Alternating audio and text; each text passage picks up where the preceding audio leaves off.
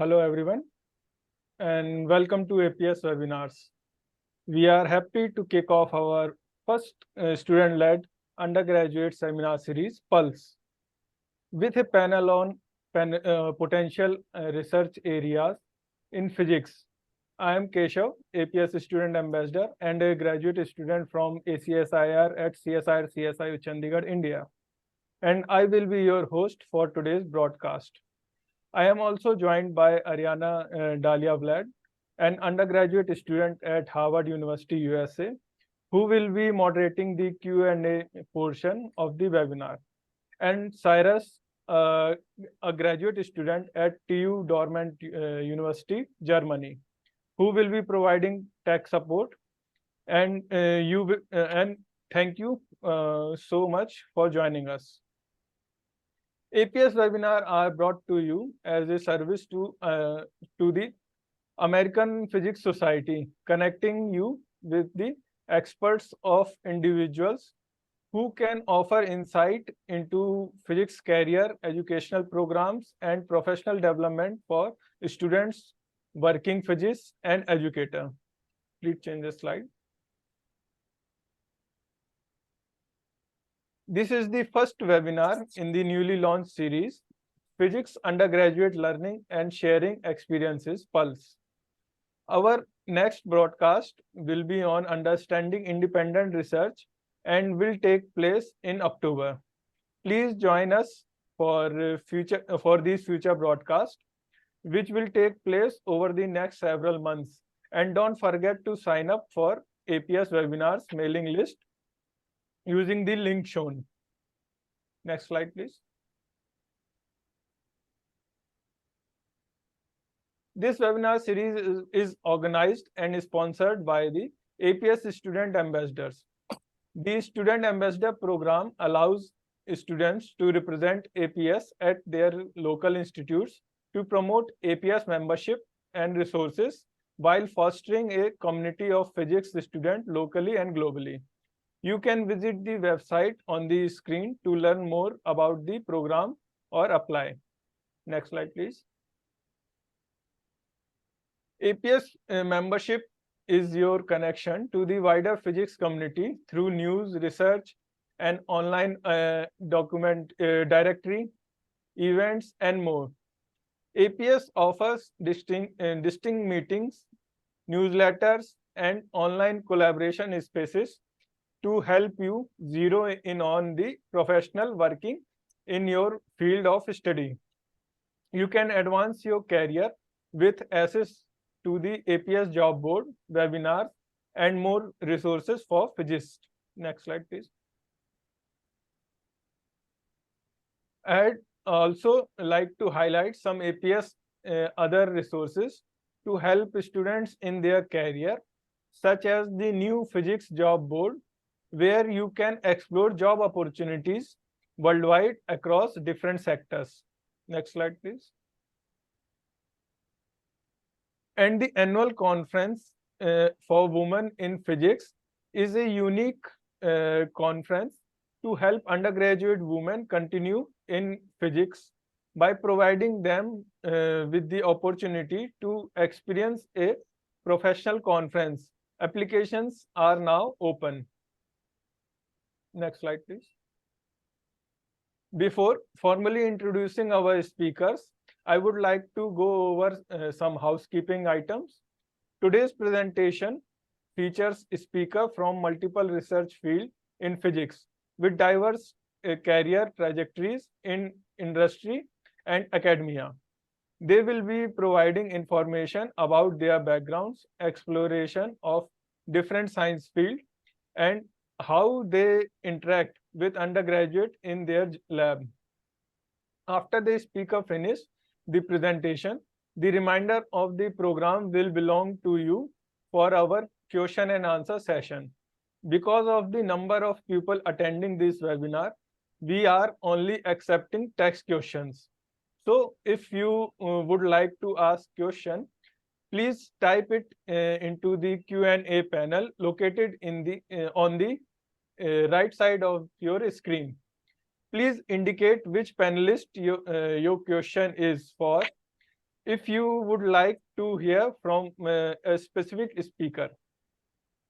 You may submit question through Q&A panel at any time during the webinar, and we will answer all of your questions at the end. We will do our best to cover all the questions that you submit, but we want to apologize if we are unable to cover everything. Finally, a link to the recording of today's presentation will be emailed to you after today's event and will be made available on the webinar homepage below. Allow 2-3 days for video upload. We encourage you to complete the survey upon exiting so that APS webinar can improve its ability to provide you with these valuable services. And so with that, let us start it. I am handing over the broadcast to Ariana. Ariana. Hi, everyone. We will now introduce our wonderful speakers. Today we have joining us Dr. Joel Corbo, who is a senior research associate in the Center for STEM Learning at the University of Colorado Boulder. His work focuses on implementing and studying mechanisms for improving undergraduate education in STEM departments, with a particular focus on organizational and institutional changes, equity and inclusion, student agency, and community. As a graduate student, he helped to found and lead the Berkeley Compass Project, a student-run organization dedicated to supporting students from marginalized groups in physics. And he called it the Access Network, a national network of student-centered equity programs inspired by Compass. In addition to the Access Network, his main projects include the Departmental Action Team DAT project and the Departmental Action Leadership Institute. Before his time in Colorado, Joel received a bachelor's degree in physics from MIT and a PhD in physics from UC Berkeley. As a member of the Wiley group at Berkeley, he studied ultra-cold atomic gases using quantum Monte Carlo simulation techniques. We're also having join us Dr. Govia, who is a research scientist at IBM Quantum, where he explores how to characterize and benchmark quantum computers. His research background also includes circuit quantum electrodynamics, open quantum systems, and quantum neuromorphic computing. Before joining IBM, he was a scientist at Raytheon BBN and held postdoctoral research positions at McGill University and the University of Chicago in the group of Professor Ashik Clark. Following undergraduate studies at the University of Waterloo, Canada, Luke did his PhD under the supervision of Professor Frank Wilhelm Mach at Saarland University in Saarbrücken, Germany. He currently serves as the Secretary-Treasurer of the Division of Quantum Information of the American Physical Society. And next slide, please. If we can introduce Dr. Sarah Marzen, who went to Caltech for her bachelor's in physics, graduating in 2011. She then went to graduate school at UC Berkeley and graduated in 2016 with a thesis entitled Bio-Inspired Problems in Rate Distortion Theory. She then was a Physics of Living Systems Fellow for 3 years at MIT, finally joining the WM Keck Science Department at the Claremont Colleges for her tenure-track faculty position. She has interest in stochastic processes, dynamical systems, biophysics, cognitive science, neuroscience, machine learning, and information theory, and all of these are tied together by interest in causal states. We also have Dr. William Ratcliff, a physicist at the NIST Center for Neutron Research and an adjunct associate professor at the University of Maryland. He received his PhD from Rutgers. He is a fellow of the American Physical Society. He serves as the chair of the APS Topical Group on Data Science and vice chair of the APS Topical Group on Magnetism. His research interests include multiparadoics, artificial intelligence, and topological material. For our next panelist, we have Dr. Edward Thomas, a professor of physics and dean of the College of Sciences and Mathematics at Auburn University. He earned his bachelor's in physics at Florida Tech, a master's in physics at MIT, and a PhD in physics from Auburn University. Dr. Thomas began his research career studying edge particle transport in fusion plasmas. Over the years, his work has become centered on fundamental plasma physics, where his group conducts experimental and computational research on vastly complex plasmas, strongly magnetized plasma, and plasma diagnostic development. This work is supported by the NSF, Department of Energy, Department of Defense, and NASA. He is a elected member of the International Union of Radio Sciences, Commission H, He is a fellow of the American Physical Society and the National Society of Black Physicists. Professor Thomas is currently serving as the chair-elect of the APS Division of Plasma Physics.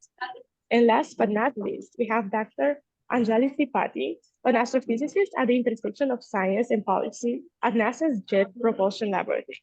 She serves as NASA's inaugural exoplanet exploration science ambassador, and she previously led JPL's government affairs office focused on climate change. Her research has explored how exoplanets form and lose their atmosphere, and she's currently studying how communities can adapt to sea level rise. Dr. Tripathi is a research associate of the Smithsonian Institution and a science communicator for PBS and the National Academy of Science. Featured by the BBC, HBO, and TED.com, he has contributed to multiple books, including Science and Cooking and The Tech That Comes Next. Dr. Tripathi has served in the Los Angeles County Department of Public Health, COVID data, and epidemiology team, and she chairs the UK Marshall Scholarship Selection Committee for the Southwest US region. She previously served in the White House Office of Science and Technology Policy and the US Department of Agriculture as acting director of the National Science and Technology Council as a White House Fellow. Dr. Tripathi earned her PhD in physics at Harvard, her master's in astronomy as a master's scholar at the University of Cambridge, and her bachelor's in physics with a minor in applied international studies at MIT. I think I'm speaking for every student here, thanking you all for coming.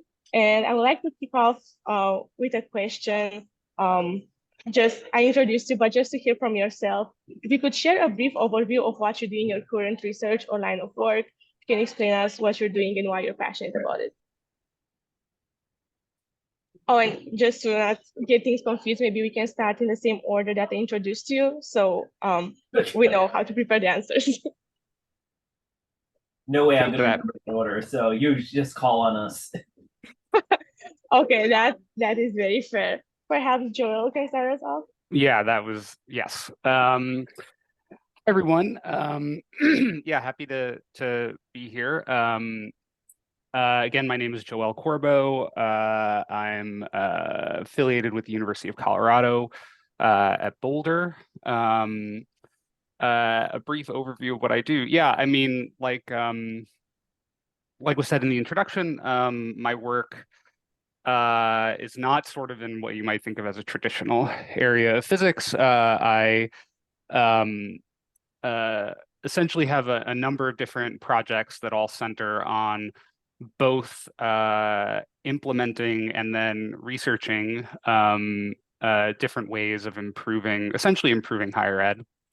A lot of it focuses on sort of cultural change at the department level, both in physics departments and in departments and lots of other STEM and non-STEM fields, to just help the departments improve the way that they sort of implement undergraduate education, and in general, just how they support their undergraduates.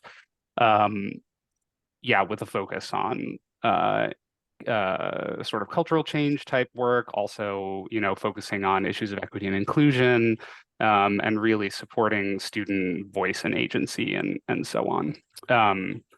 In case you all want more details, I'm just tossing into the chat the different websites associated with my different projects. So that's roughly my story. I'm not a traditional faculty member. I'm not a faculty member in the physics department. I'm one of these folks who gets grants, and as long as I keep having grant money come in, I keep having a job.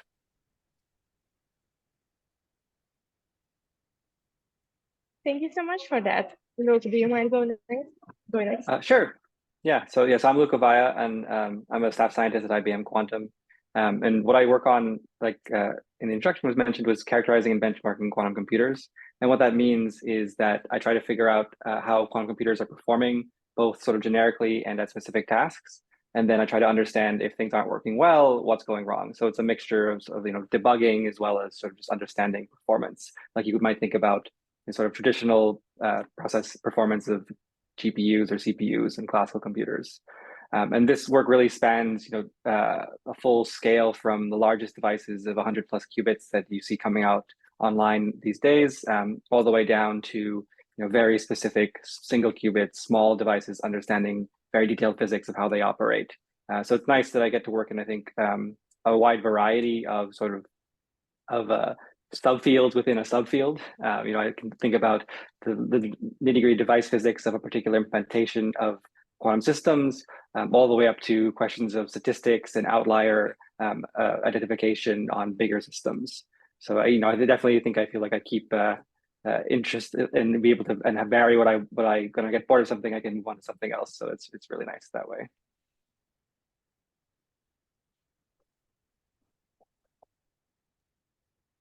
Thank you. Dr. Sarah Marzen, could you please go next?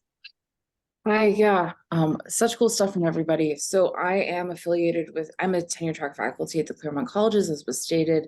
My research interests are really broad. So I subscribe to the notion that biophysics is not just a study of, traditional physics applied to biology. It's a study of, if you think like a physicist and you apply it to a biological system, that's still biophysics. So I'm interested in cognitive science, neuroscience, as was said, basically just a wide range of stuff. Some of that is inspired by my interest in sensory prediction.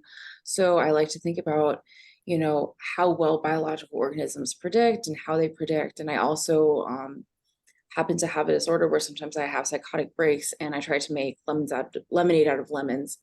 And I try to turn what happens during the psychotic breaks into interesting research projects. And that's happened a few times. So that's sort of the two different research directions that go on in my group. Amazing, thank you. Dr. William, would you like to go next? All right, so I guess I'm next in the queue. So hello, everyone. Thank you for showing up at this time in all of your various time zones. So my name's William Ratcliff, and I'm a physicist primarily at the National Institute of Standards and Technology, keeper of the kilogram, definer of the second, etc. And I also have affiliations through the University of Maryland. So my research interest is in, say, broadly, strongly correlated electronic systems.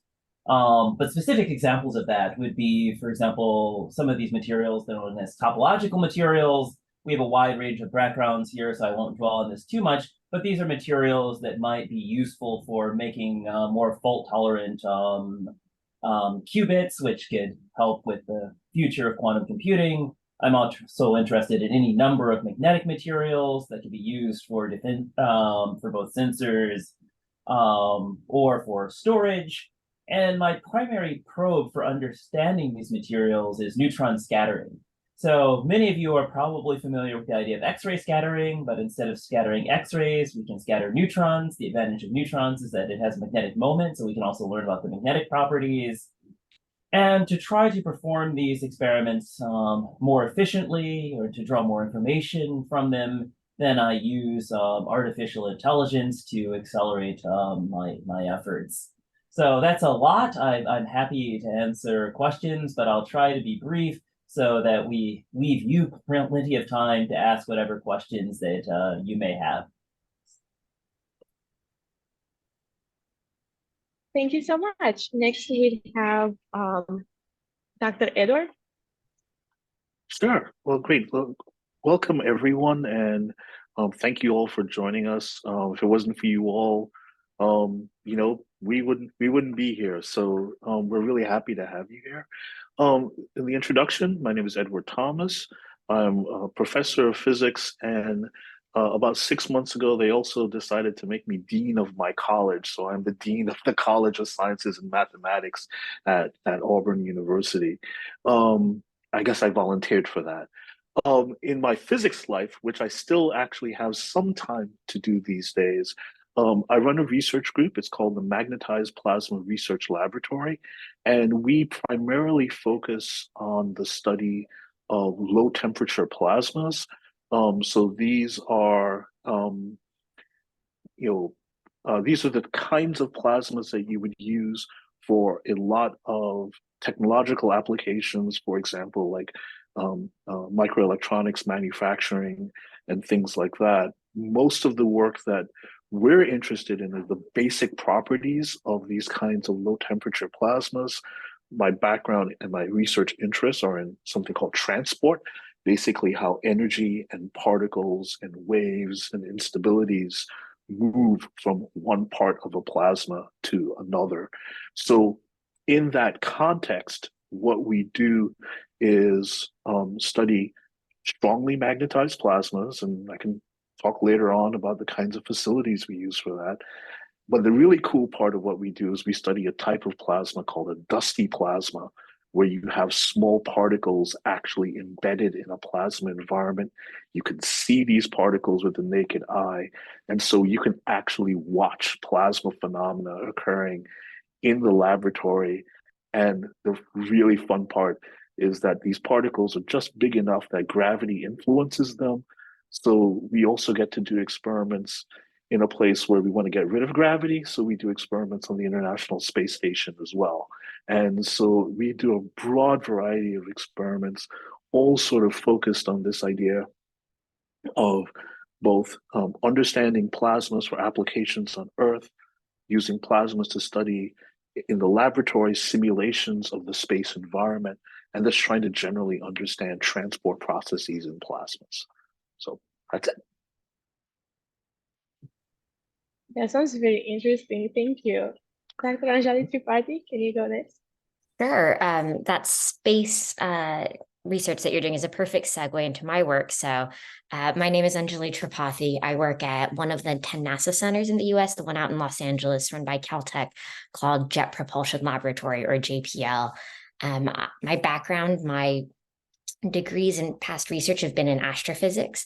And so I'm NASA's exoplanet science ambassador, which means that I spend a fair amount of time actually going and talking to people about exoplanets, whether it's outreach in schools and education, or work with media, as well as designing new missions, right? Because a lot of the future of the search for life, of are we alone in the universe, is looking for planets where we might be able to find signs of life in the atmospheres. And so I'm involved with designing new telescopes in space that can help answer some of those questions. I do other work outside of my exoplanets focus, although that's my primary responsibility. I also, as you may have heard, have a background in policy. I used to work in the government. And so I also publish papers and do work in climate change research. Most recently, our paper was about sea level rise and how coastal communities can use satellite data to adapt to the problems in their neck of the woods. So happy to talk about more of that as we go on, but I'll keep it brief and end there. Thanks. Thank you so much. It's amazing to hear about all the wonderful things you're doing right now. But we're also wondering if you are always researching this specific field, or if your interests change over time. And if they did, would you say that the skills within physics departments are transferable, or if you had to relearn everything as you went? And anyone can jump in right now. I guess it depends on when you want to start, right? So I've been fortunate. I started my research career sometime long, long ago when I was a high school student. I think pretty early in the high school career. Currently at my current institute, we provide these opportunities as well for high school students to come in and do research. I imagine that most of you are past high school, probably undergrads or even graduate students. But I'd say start early, so that was one of the things that I had a chance to do. And I tried everything from organic chemistry to space physics to cosmology. And so I had a lot of opportunities to try different things, to see what I liked and see what I didn't. One thread that ran through all of it was the ability to code. That is useful almost regardless of what you do these days. Now I'm an experimental physicist, but I use a lot of coding to analyze my data and take my data, understand what's going on, run experiments, etc. I'd say that my current research runs through similar skills during my PhD. I do more neutron scattering now than I did then, but even then I did some. But yeah, I'd say that the problems that we attack change. And so it's always good to stay up to date. and look around to see if there are new techniques or methods available, even if they just complement your already existing set. And I would just actually piggyback off on that. And I think that, you know, trying lots of things is, as William said, part of how you get a sense of what you want to do. And so take advantage of internships, right? I think it's very easy to think, especially if you're towards the end of your undergraduate career or really at any stage in life, that it's too late to make a change. And I would very strongly challenge that, because I tend to think of life as not you have one career and it's all working towards this and converging, but that it's a series of acts, right? And so, you know, the fact that I now work on climate change research, my physics education was not in that, but my astrophysics work revolves around that. And similarly, you know, some of my policy work is just because I liked writing and investigating some of these things. So I think about, you're young, you don't have to have it all figured out. And so just keep exploring and be ready to change if you're interested, because there's always, I think, that opportunity at any stage in your career, right? So I'd jump in and follow that. So my own experience was when I started, I was really interested in fusion energy research, which is a type of plasma physics research. But through the course of my PhD and becoming an early faculty member, I actually discovered I liked the physics of plasmas more than I enjoyed fusion research. And so even though I've continued to dabble a little bit in fusion research and design diagnostics and things like that, most of my emphasis right now is actually very different than when I began school. But all of those skills and the training in plasma physics were just carried me throughout my entire career. So as the previous speakers have said, yeah, practice, try as many different things as possible, because you are not committed at this stage in your professional development to anything that you're doing right now. And you may end up changing 3 or 4 times before you actually settle on the thing that you love to do. I think to maybe further echo everything everyone's saying, personally myself, when I began being my interest in doing physics research, I have never really enjoyed or been good at experiments. I was really bad at lab classes in high school and undergrad, so I wanted to be as far away from experimental physics as possible. So I said, well, let me do the most theoretical thing I can think of that I find interesting, which is the foundations of quantum mechanics. And I don't work in that at all now. And really, it was through interaction with the experimental side of quantum information that I learned that I actually really enjoyed, not necessarily doing the experiments, it's just not for me, but being so close to the people doing the experiments and working with them in collaboration. And that's something that if I went back and told my second or third year undergrad self that's what I was going to be doing, I would laugh at myself because it was so outside of my understanding of what I might actually enjoy. So I think it is really important to get as much experience in different domains as you can early on, even if it's just for a short amount of time, to really, to see, because you might find interests that you would never believe that you thought ahead of time. And I think, there are so many skills that transfer across different areas that the more you learn, the more experience you have, the more beneficial it will be for you. Yeah, just to chime in on that, I actually really wanted to do experiments, and so I was just really bad at them. So I ended up doing theory, and I'm pretty much bad at anything having to do with experiments. So I stay away from them, not because I actually, for some reason I put them on a pedestal, these experiments, and I think they should be put on a pedestal to some extent. But I just couldn't do them. I do think that is like a decision that you do have to make at some point. Am I going to do experiment theory or a combination? And that's based on partly your interest, partly your skill set. But your undergrads right now, it's kid in a candy store time. Just do all the stuff that you want to do and see what sort of sticks, I would say. I'll just make one other note. I was kind of the other way, right? In that my whole undergraduate career was basically theory, right? So, like I was taking QFT courses and all of that. And then I got to, grad school and I was like, I have not done any experiments, almost like no lab courses at all. And I, was meeting, like the faculty at Rutgers, And I was leaning more at that point to condensed matter theory. And I talked to this young professor who was just joining from Bell Labs.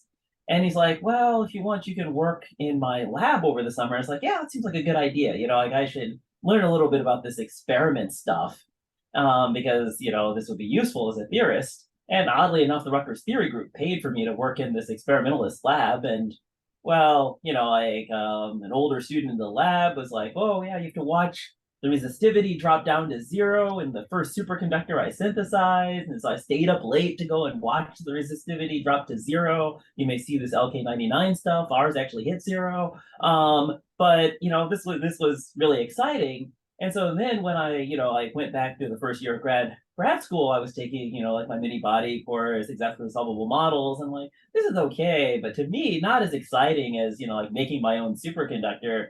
And so, I switched to experiment.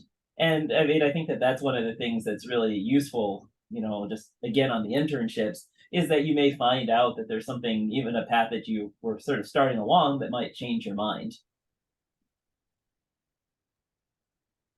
All right, I want to jump in here. I think I have a very different perspective than everybody else in terms of my trajectory, and I will probably be a little bit of a Debbie Downer, but that might be my role in this panel is shaping up. So I went into grad school with this theory experiment thing. I think I was also on the same side where I was like very much a theory focused person, and experiment, I was like, that was never a thing that very much interested me in undergrad. Going into grad school, I was sort of, all set on particle theory. It was like the Brian Greene sort of days with him publishing books and being on PBS all over the place and whatnot. So it was all very exciting. Started taking the sort of relevant classes, found an advisor, and that all sort of crashed and burned, at least in part because I ended up feeling a lot of imposter syndrome around how I was doing in my grad program. I mean, essentially, my grad program very quickly made me feel like I was too stupid to do physics. My advisor was not particularly supportive. And so after a couple of years of trying that, I ended up sort of switching fields because this was not going to go anywhere. Jumped into it with a second professor doing nonlinear dynamics. So again, theory type stuff, but sort of a completely different set of coursework. Still very mathematically focused. And at the same time trying to like deal with my mental health and getting all that back together. That also ended up going pretty badly again, because my second advisor was also kind of not good person. And so then I switched yet again, this time to a different faculty member in chemistry, not in physics, who I had heard good things about. And at this point, my goal was like, I need to get the degree. I don't really care what it is that I'm doing, as long as it's sort of vaguely interesting to me. And so my third advisor, she ended up being supportive in kind of the ways that I needed, and having a larger group of other grad students and undergrads and postdocs and whatnot. And I was able to sort of make it through by that point. And sort of through all of this, teaching had been something that really kept me going, and my sort of equity and outreach work. And so, all through this, my sort of vision of my future was shifting from like, oh, I'm gonna, be a physics professor and learn all of these cool things about the universe, to, and that being the focus, to like, well, maybe I'll go try to get a position at a more teaching focused institution, but still in the physics department, to like, okay, the culture of physics apparently is not a fit for me. And so now my career is going to pivot to trying to fix higher ed. And that's sort of where I am now. So yeah, essentially my focus was sort of shifted around based on one, trying to find an advisor that I can actually get out with a degree with and not just drop out of grad school, and two, now really trying to improve all of the things that I saw were damaging to me and other people around me. So that's my story. Can I just say that's very inspiring? Thank you.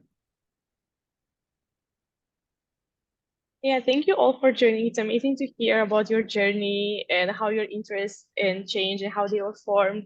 We want to pivot towards like an undergraduate perspective.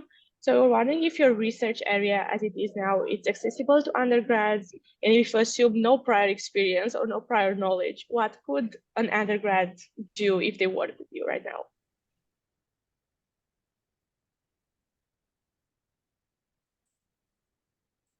So I can comment briefly from a university perspective. I would say so. My group in the last 6 months has just recruited 3 new undergrads, 3 or 4. I don't know. We have an army of undergrads working for us right now. Most of my students do not have any background in experimental physics, experimental plasma physics. They're just really, really enthusiastic about gaining some experience.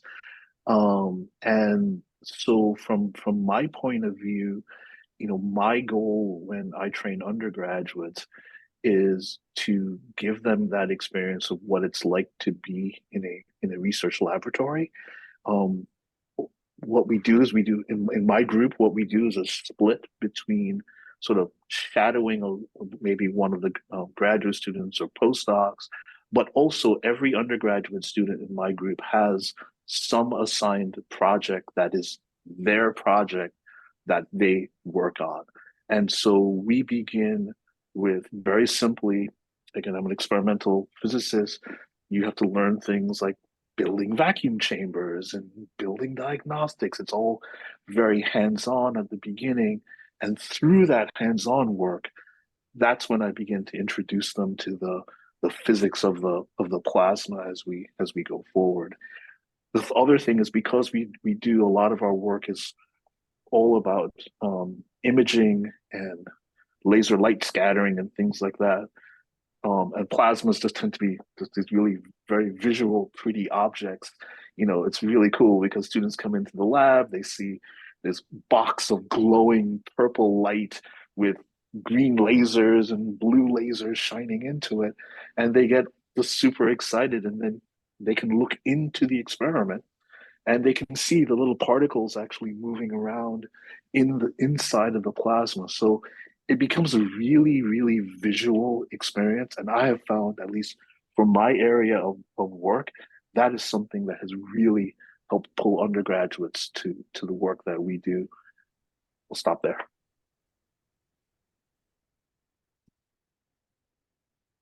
Yeah, if I could just have been, so if I'll just sort of give a sampling of the papers that are on my desk now needing to be edited. One of the papers is the undergraduate simulation of opinion dynamics, where everybody was a Bayesian, but they had certain cognitive biases. And then we saw some chaos, and that was kind of cool. And that was actually a project that was an outgrowth of an element of one of my psychoses. Then there's a paper where I have experimental collaborators who look at cultured neurons, and we're trying to figure out if these cultured neurons can predict their input. So she did an analysis of trying to use a cultured neuron activity to predict the input, and she was able to do so better than baseline. So we showed that cultured neurons can predict their input. And then last paper that's on my docket with the most to do is a collaborator from Australia looked at humans trying to predict a series of zeros and ones, and we're trying to sort of answer like, how well did they predict, how did they predict, and yeah, that's still, we're finishing up the analyses for that one. I was going to say there's also many internship opportunities for undergrads in industry as well. I think I might be the only panelist from industry if I'm counting correctly. So, where I work at IBM, there's actually a variety of different programs that enable undergrad interns for the summer. And those are, from 6 week to 4 month in duration. And I think there's really a lot that undergrads can do in quantum computing and quantum information. There's from the theoretical side where I work in, there's a lot of data collection that might seem like maybe not the most exciting day-to-day work, but you could think about that you're really interacting with actual real quantum computers, right? From trying to do test calculations or just trying to understand how they're performing, like with what I work on. And I think there is always exciting new directions one can go in data analysis. And computational physics that's really accessible to undergrads. I had an undergrad intern this summer, and she was amazing at the new ideas and fresh perspective she brought to some of the analysis of the data we were working on. And it's something that I've been working on for my entire career, and she really came with new ideas and approaches that surprised me and our collaborators. And I think that personally that's the benefit of having undergrad interns. So I wouldn't sell yourself short. I think you'll bring a lot to the groups that you work in. It's not, and of course, as Dr. Thomas was saying, it's also a very important learning experience for you, right? But don't undersell the value you bring as well to whoever you're working with or working for. And just to be, to sort of piggyback on this, right? The vast majority of physicists are not going to be like me at a national lab or, like Dr. Thomas at a university. They're going to be like Dr. Govia, right? They're going to be spending their careers in industry. And this is something that maybe your professors don't tell you, but like many of you are going to go on to exciting careers in industry where you change the world. And like I've had students and postdocs from where they are now in industry, and they're very happy. Like one of my interns from like 2 summers ago, she just graduated with her bachelor's in physics, and she's now working at Northrop Grumman and is really happy. She's actually visiting NIST on Friday. She was an intern during the pandemic and didn't have a chance to come in person, so it was a hybrid intern. And so now gets to go and see, the equipment that she was doing, modeling and such for. So, I think that, do consider industry, of course, come, and work for us in national labs and universities, et cetera. It depends on what your interests are. But, don't think of industry as like some second place finish. I'm sure Luke could go and tell you about the fun that he's having there. And, maybe quietly about the pay. Everything has its good and bad. Yes. And just go ahead. Nope, you go.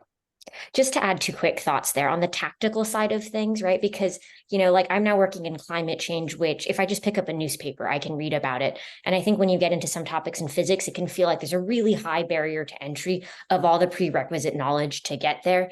And so I would just encourage you to read broadly, whether it's reading like Science or Nature magazine, but oftentimes there are these news and views section where someone else is sort of capturing it in more layman's terms. There are resources like Astrobytes and Astrophysics or other sort of periodicals that help explain things. So I would say, an easy on-ramp to exploring both your field and others is to find digestible bits that you can read widely. And then I'd say also, you all are really lucky to be in this time of the internet with, you can use Google Colab or, IPython notebooks or different things where people put out their code. There's lots of data, whether it's, data.gov or, pick your favorite physics experiment archive.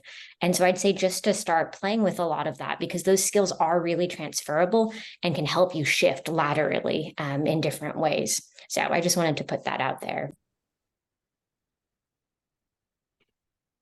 Yeah, and I just wanted to again chime in from my perspective. So the work that I do, essentially, I mean, at this point, I would bin it in sort of the social sciences category. So the kind of research sort of tools or methodologies that I would engage in, or things, and my colleagues engage in, or things like data sources being things like interviews or survey data and stuff like that. So it's all stuff that, so I personally haven't really had a ton of experience with working with undergraduate researchers, just because of the position that I'm in at my institution. It doesn't really lend itself to that since I'm not formally in a physics department.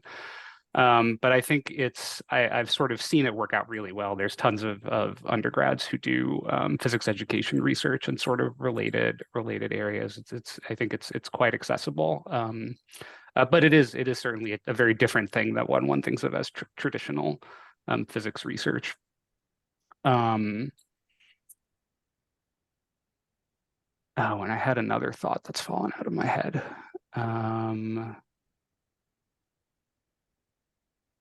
Oh, right. And then the other thing that I was going to say, so I sort of alluded to it earlier, but my work is sort of a mix of both trying to implement programmatic sort of interventions that help to support change in higher ed, and then also studying how all of that works.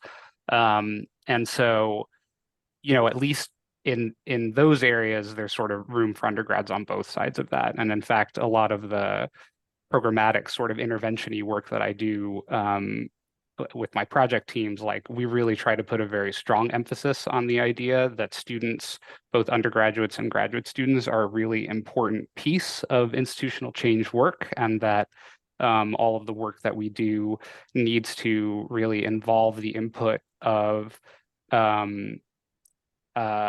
students in really integral ways, not just as a sort of checkbox that, oh, we asked a student a thing one time and so now we're all covered, but like that we're really sort of involving undergraduates and graduate students really centrally in the change work that we're doing. And I'm a really big advocate for that kind of thing, and the idea that student voice matters, and you all are experts in what it is to be a student in your institution, and that really matters. And I'll say that, like my undergrads have been incredible, and even the high schoolers have been incredible. Like one has a nice first author paper. So, but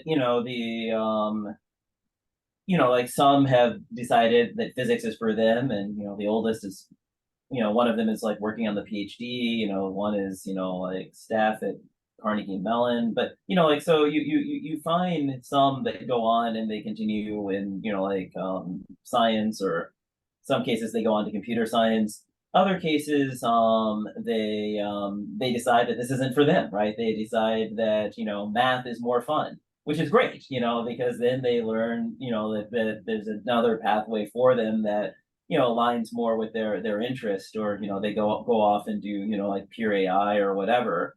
But most of the projects with me are computational. So if somebody has coding ability, that helps a lot. If they have mathematical abilities, that's definitely a plus. And I think that the other thing, I think we keep beating the drum of internships, but one of the other nice things for them is not just so much me, but it's more that they get a chance to interact with other interns, right? And so they can learn from the experiences of other people at other institutions, and use that to sort of broaden their horizons. And I know we need to probably move on, but I want to make one final comment in response to something that Dr. Corbo said at the beginning about his own path.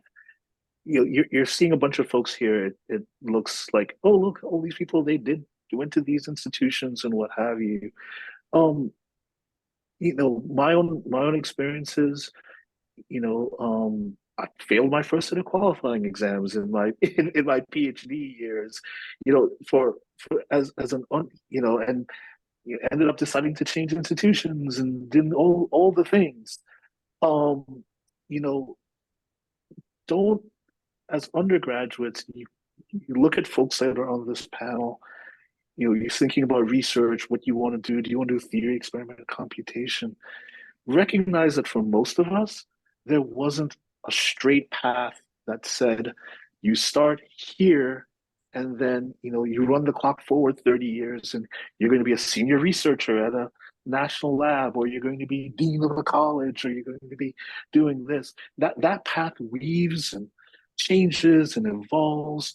And the only thing I can say for myself was that 18-year-old me made one really good decision, which was I wanted to do physics.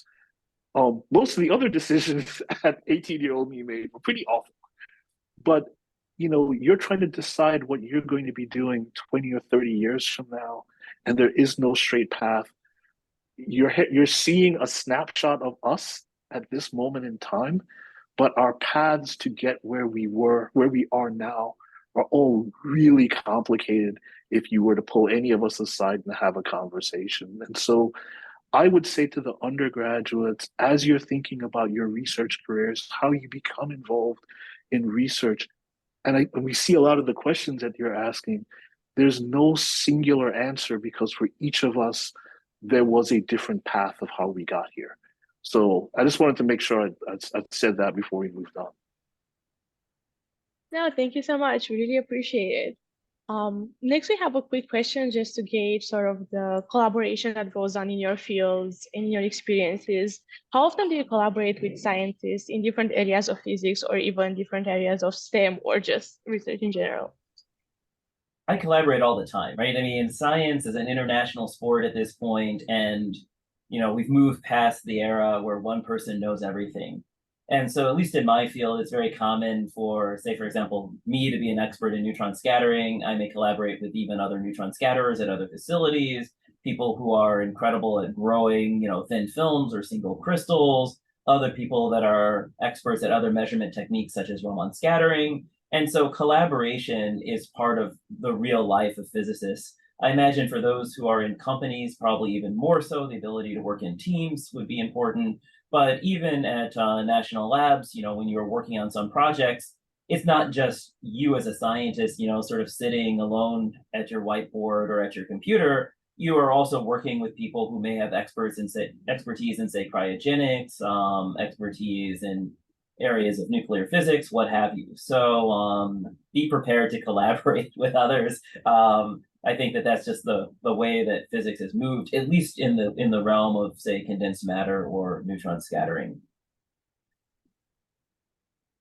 Yeah, all of my projects are highly collaborative, with project teams of a handful to like dozens of people. And I think that for me, I mean, it may be that, yeah, the field is moving in a more collaborative direction. But for me personally, I know that I've learned that I do my best work in a collaborative environment. And so I think that's an important thing to figure out about yourself, is how do you function best?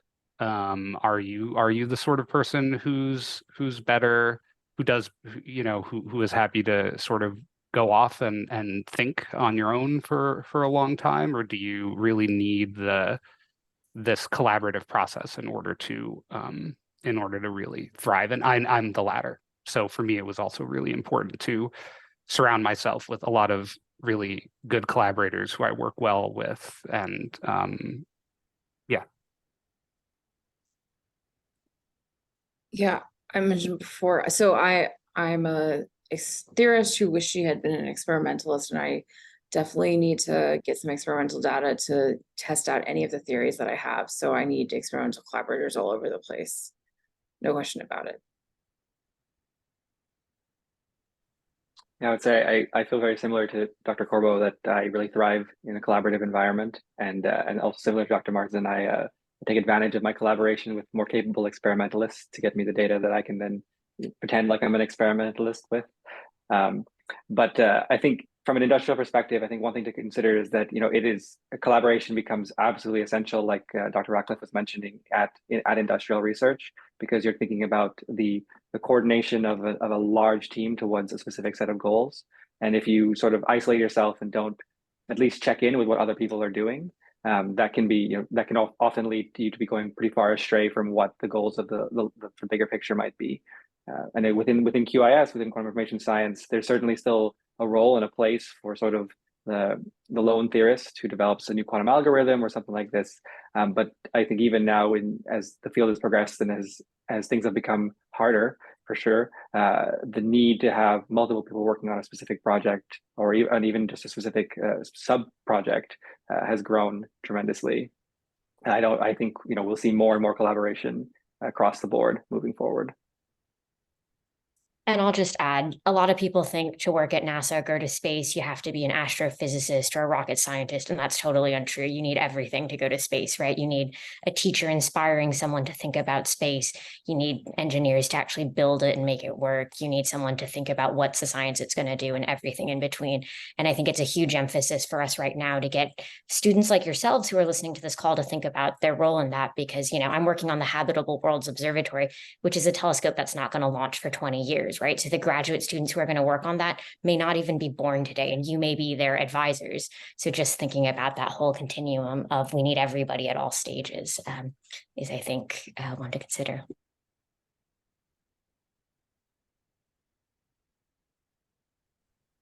Thank you all so much. We're almost to the end of our prepared questions, but just to close us off, I think we'd really appreciate if you share one very important, the most important piece of advice you'd have for an undergrad as they're choosing their perhaps first research experience.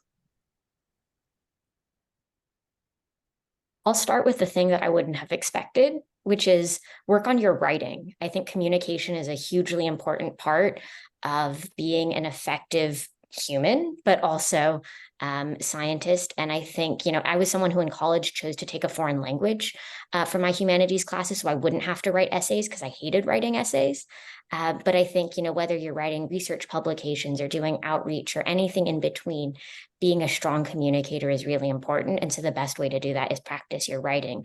And when you're in an internship or something like that, you can get feedback and practice. So I just want to emphasize that point.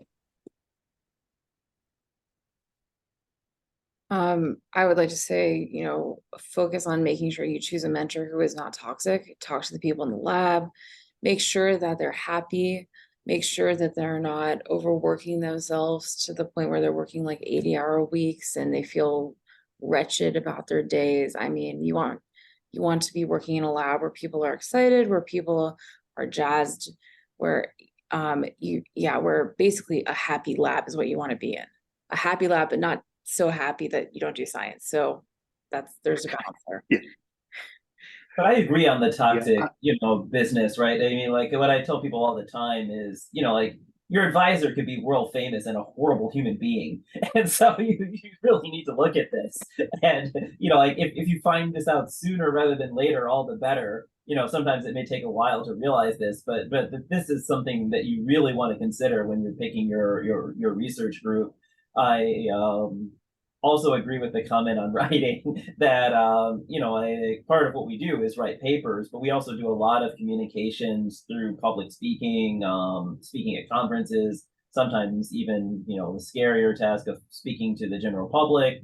And the other thing I would really recommend is, practicing coding, right? I mean, I'll put on my chair as, my hat as chair of, topical group on data science and say, pick up some data science skills as well. I think that across the board they'll be useful, but at the very least, learn Python. These days that will help you almost whatever you end up doing. So the philosophy that I tell all my students, is that for me, I don't ask them to do anything that I would not be willing to do myself. And that is basically the mantra that, even though I'm now more of an administrator, my entire group, from my research scientists, my lab managers, grad students, postdocs, all the way down, I pretty much tell them, this is the philosophy of the laboratory. Do not ask anyone to do something that you wouldn't be willing to do yourself. And so, I think that is, I hope that has built a really collaborative team environment. And so you want to find an environment as a undergraduate student where, you're not going to have the same technical skills as the postdocs, but you want a supportive environment where you can go to anyone in the group and they're going to be able to engage with you in a respectful and a positive way. Toxicity in a laboratory, as has been said by others, is the absolute worst. If you run into a lab where it appears that everybody is competing against everybody else, run away fast. I think that competition is healthy for science. I support it and I encourage it, but inside of a research group, that can create a really, really bad environment. I think everyone's had really amazing points, and I was going to say, so I was +1 to everything basically. I wanted to add, I think maybe this is not necessarily for the first research experience, but for something that is a more long-term commitment like grad school, it's important to consider the feedback loop between your personal life and your professional life. So things like where you're living, your situation, the country you're in, the city you're in, your social network around you, like all those things really significantly impact how you'll perform professionally. And it's something that I personally didn't really consider, and I just sort of got lucky in my grad school and postdoctoral career. But I think having seen many situations where brilliant researchers were derailed by issues in their personal life to do with location and family support and networks, I think it's don't devalue how important it is that you're happy, right? Both in what you're doing as well as outside of your research.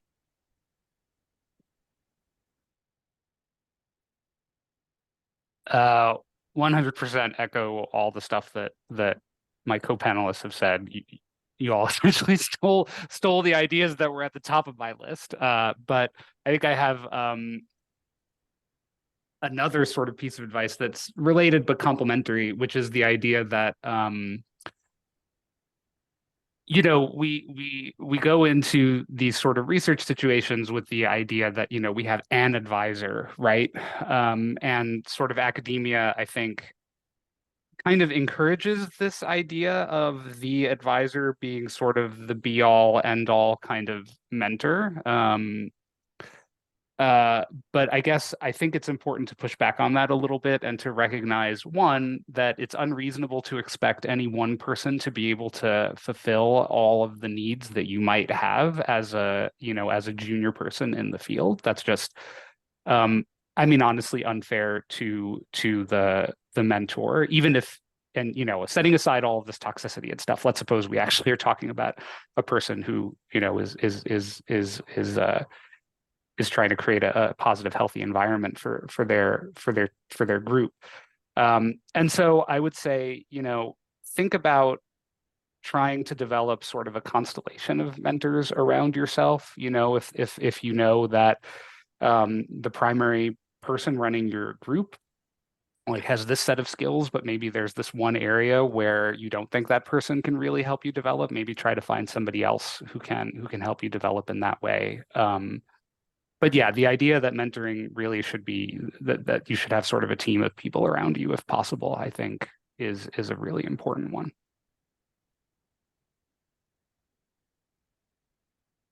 Okay, thank you all for the remarks. Now we're gonna go into Q&A session.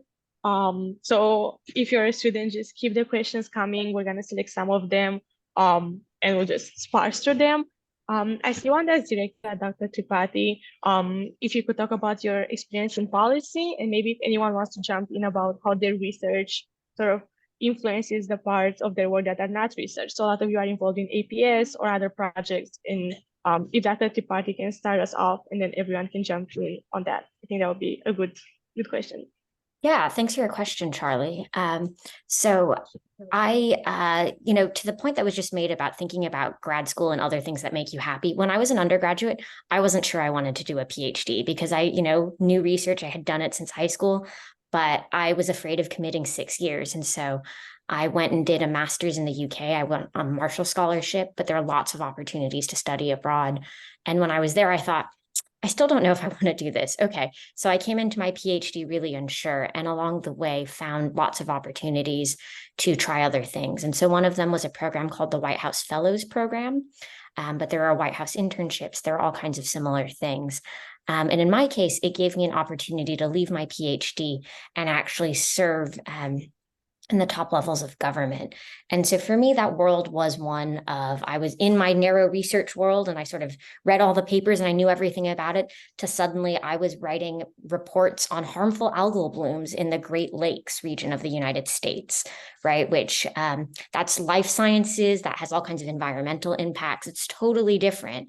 But it's something where a lot of my background in research and knowing who to talk to and ask questions of was really helpful. And so I think when you think about science policy, there's two buckets we generally talk about. One of them is policy for science. So that's, the budgets to fund telescopes and, new facilities.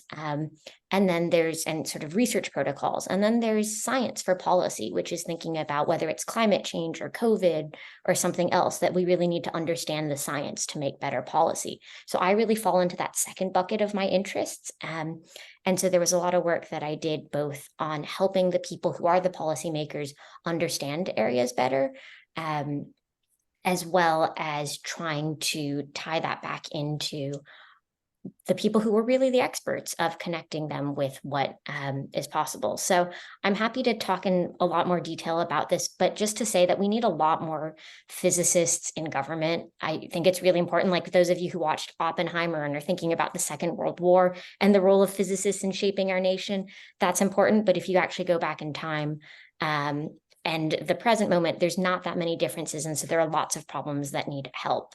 And my last digression there will be, during COVID, I wasn't a doctor. I wasn't particularly strong. I couldn't go and deliver things to people, but I know how to work with data. So on the Contact Us button of the LA County Public Health website, I wrote to them and said, hey, you have some problems and bugs in your data. Let me know if you need help. And just from my coding abilities and picking things up, I managed to become the head of vaccine data for the county public health department, which at any point in my life, I would have said that isn't possible, but it's just because I really wanted to. And I reached out, and people in government always need help. So I open it up to the others, though, to add on to that. So one other thing I encourage you, for those of you who are a little further in your careers, is that the American Physical Society has a program along with the AIP, the American Institute of Physicists, where they support people who want to do a fellowship with government. And so, for example, you might end up working in a senator's office or somebody in the House, and like you're basically their science person, right? Where they might ask you anything from about COVID to something about nukes or what have you.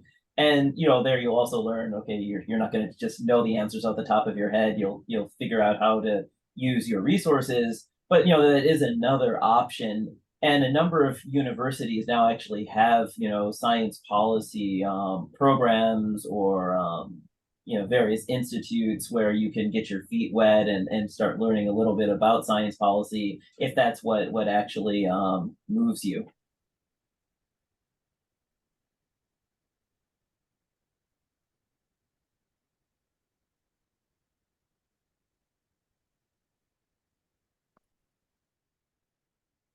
Okay, if no one wants to jump in after that, I know there's been a lot of questions answered in the chat about international students finding opportunities for them.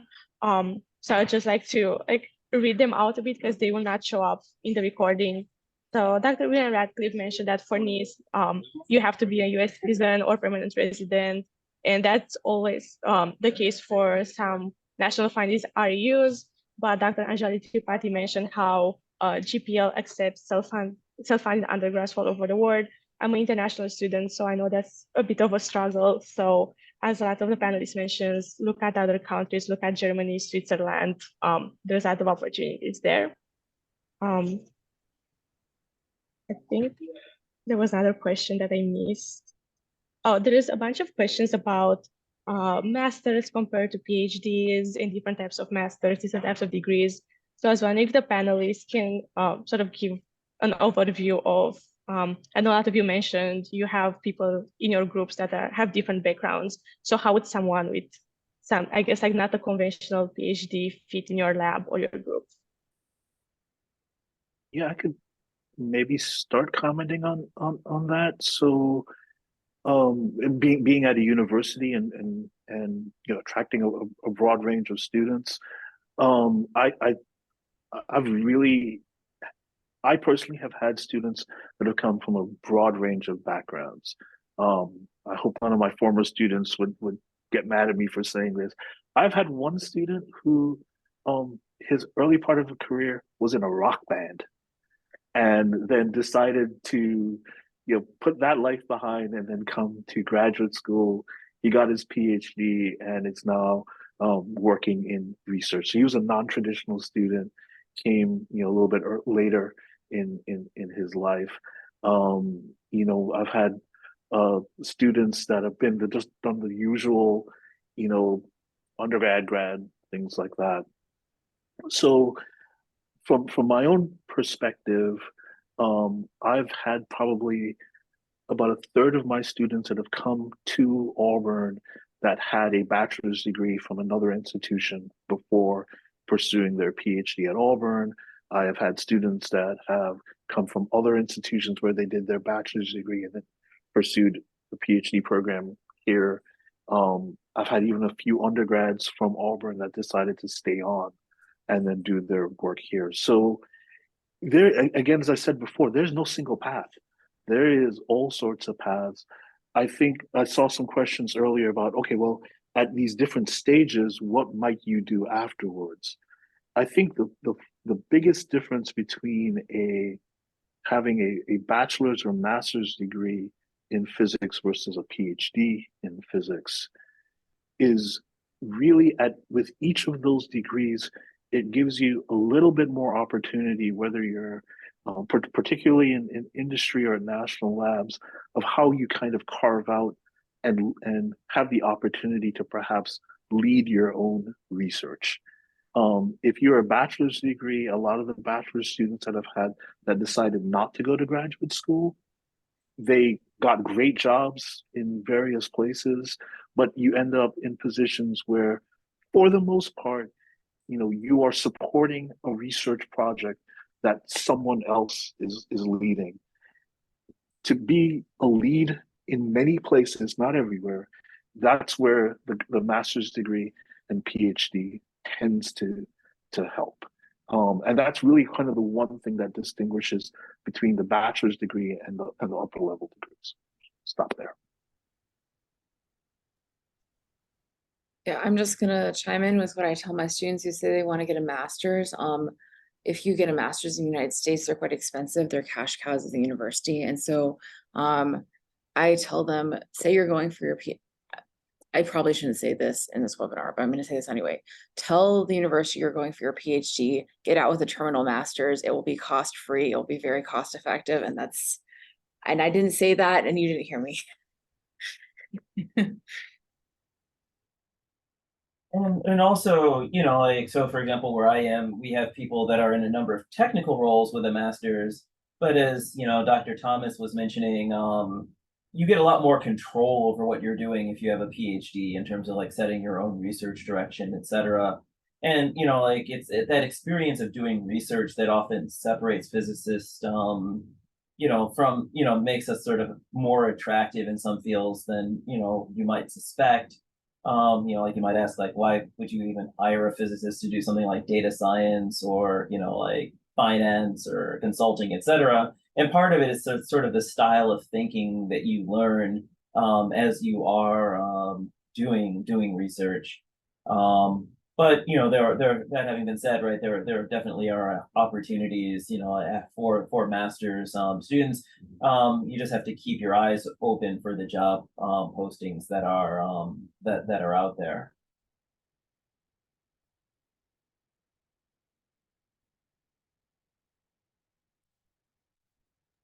Okay, thank you for the remarks. We also have a question in the chat about the pros and cons, and I guess differences of doing an RAU versus working with the professors versus going to an internship in industry.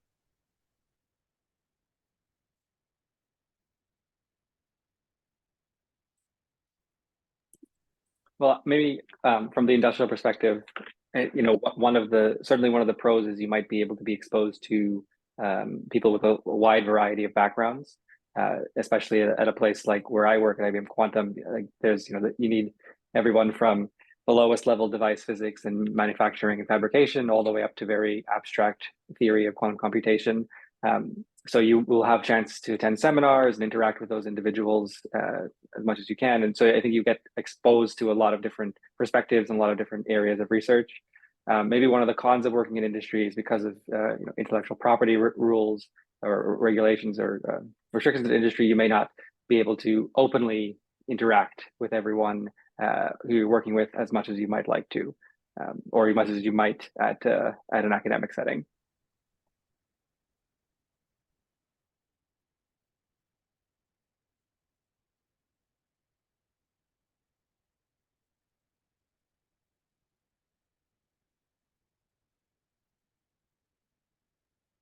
I know this has been answered by Dr. Ratcliff. I think it's a very important question. Not necessarily for applying to grad school, but in general, when finding a mentor, how can you understand if the advisor that you're considering would be a good advisor for you? Since you can only like meet them a couple of times before you decide, or you only meet them online, you might have the opportunity to talk to the people in the lab. Well, that's a fantastic question, and I like William's answer that Dr. Ratcliffe's answer that he put. I know in my home department here, one of the things that we do to try and help that is that our incoming graduate students do not come in working with a particular faculty member. What we do at my institution is that all first year and most of the second year students are offered teaching assistantships so that they are helping our faculty support the teaching labs and things like that. But then what we tell them is that we want you to take that time to actually meet the faculty that you may be working with. You'll talk to them, but more importantly than talking to the faculty is talk to the undergraduates and graduate students that are in that laboratory, and make sure you're not talking to them in the laboratory. Find some social environment away from the lab, and where you can have that kind of conversation, because if you're thinking about it, think about it in this sense.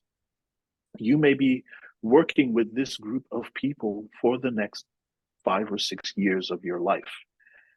That is a fairly substantial commitment, and you want to have as much information as possible. I know other fields, biology, for example, is a field where in order to get supported in graduate school, you have to kind of get picked up by an advisor. And I know I can say this with some knowledge because my daughter is a PhD student in biology. But I like the way that in physics, at least at our place, by giving the students that year to really explore the department, I find that is really critical. The other advice I know that I give to our PhD students and our incoming graduate students: do not pick the first person you talk to, or at least only talk to one. Let me rephrase that. Don't talk to one person and then pick them. Talk to everyone in that group. If you're interested in condensed matter physics, talk to all the condensed matter physicists, get a sense of what they do, and then you go back and forth with them. So that's my suggestions. I wanted to maybe add a few things. One, I think having done my PhD outside of the US and also my undergraduate studies outside the US, being able to interact with multiple professors before picking an advisor is, in my experience, a uniquely American thing. It's not possible in Europe, and it's not possible in Canada, or it's less possible in Canada, I should say. But it is definitely a benefit in many ways to the American system. I would agree. But the other thing I wanted to mention is we've talked a lot about like toxic advisors who sort of make life very difficult for everyone. But there's also situations that I've seen in the past where it's really just a clash of personalities between the student and the advisor, and that can develop over time as well. Like it's not something that might be immediately obvious. So I wanted to actually echo something that Dr. Corbo said earlier, which was that it's really important to have a support network in place, so your advisor isn't just the only person that you can rely on.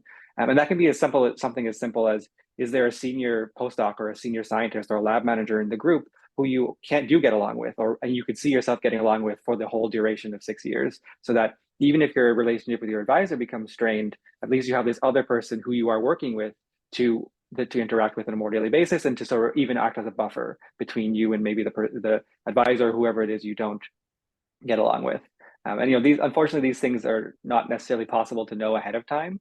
But you try to develop your relationships, I think, across the board as much as you can to make life as easy for you, hopefully.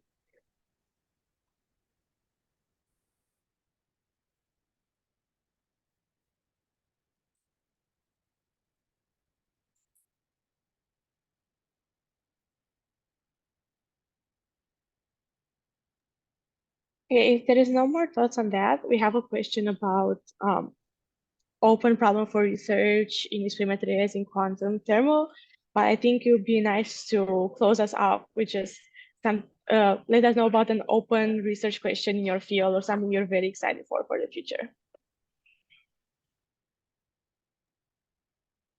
So I'll say for planet formation, there's the notion that we know theoretically how to get up to particles about the size of a meter, but then there's like mysterious things happen and then we get like kilometers and up. So I can't actually tell you how to grow a planet. So if we can get over what's called the meter size barrier, that would be great. And that's an open problem in planet formation.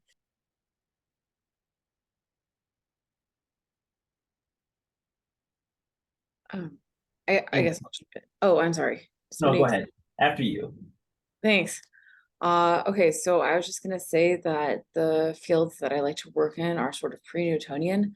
So I'm just gonna say it would be great if somebody like could be the next Newton, but for biophysics, neuroscience, whatever, and come up with rules of life, like mathematical rules of life. That sort of say like this is how the brain operates, this is how the brain functions. We have pieces of the puzzle, but we don't really have the you would be surprised at how little understanding we have. You might be surprised.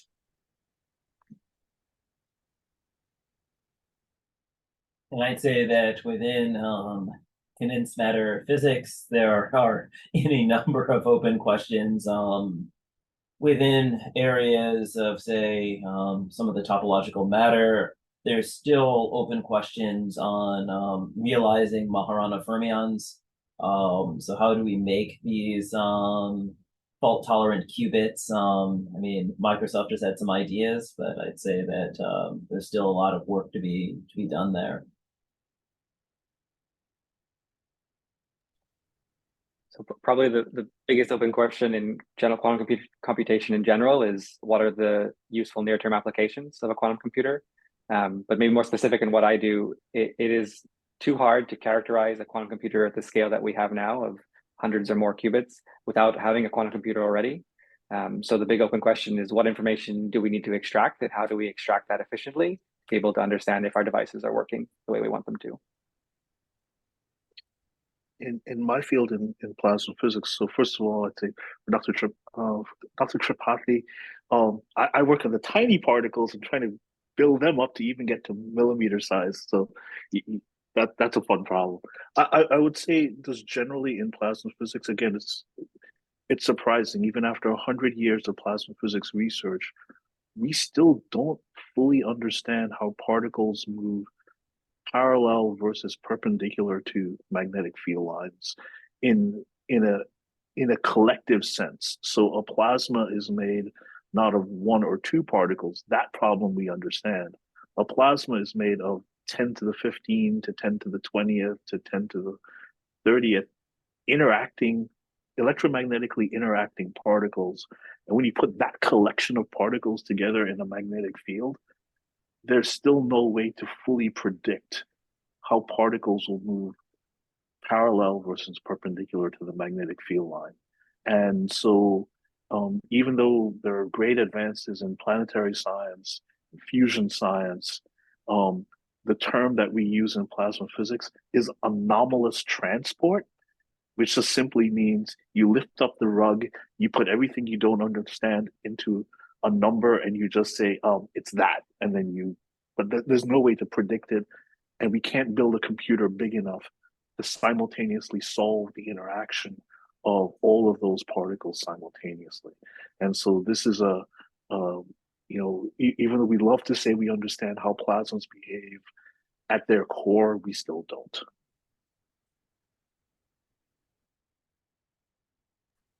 I think that just leaves me.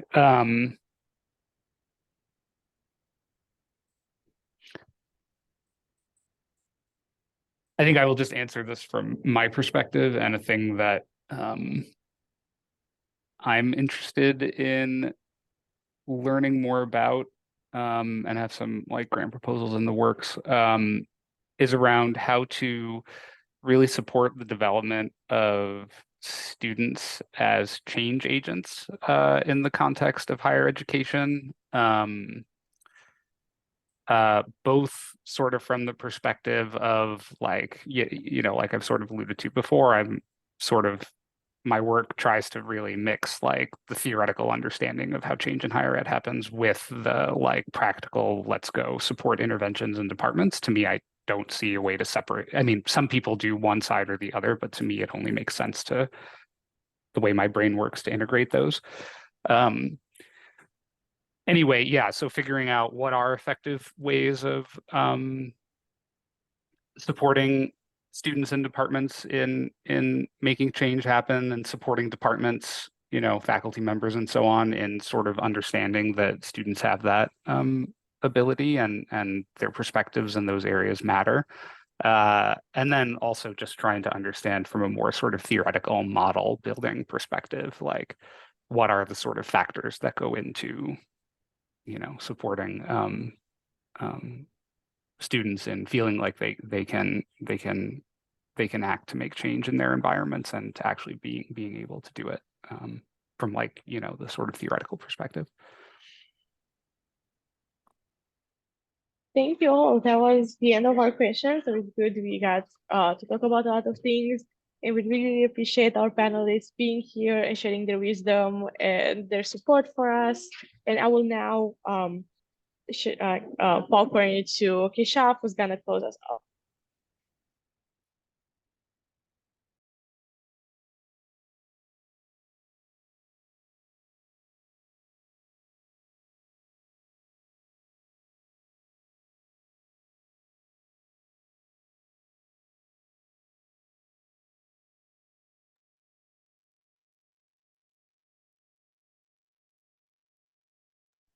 Keshaf, you're muted if you're trying to speak.